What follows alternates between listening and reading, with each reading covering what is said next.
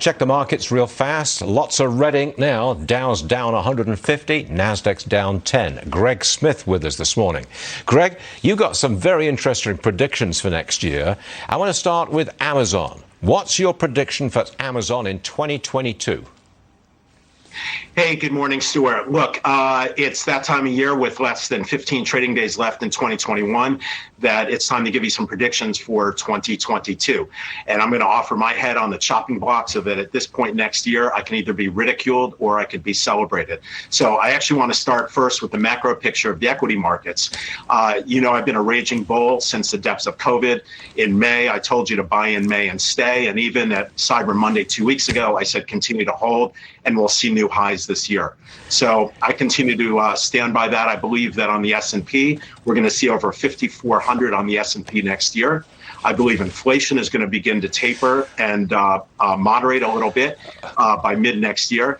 And then as you started this interview, what would be fun without having some fun in some of these predictions? But I think we could start to see more corporate spinouts, just like we saw with Harley Davidson this morning spinning out their electric bike business. Okay, so what's the prediction on Amazon?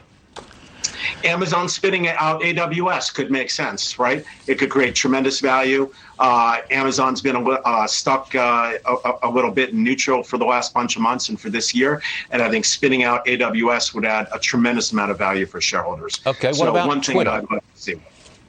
Twitter, look, with the departure of their estranged CEO, I think that could be one that could be on the block. I think it's a great asset that could be acquired, and it could perhaps be managed in the hands of another big media company or even one of the other tech companies. Who would buy Twitter?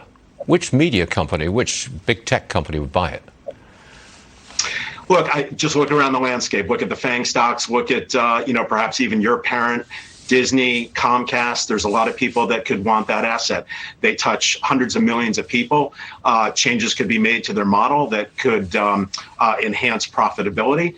And I think it's perhaps a great asset that I think can be run much more effectively in the hands of another owner. All right, we'll be checking out 2022. We'll see how this all plays out. Greg, thanks for joining us. See you later. Now,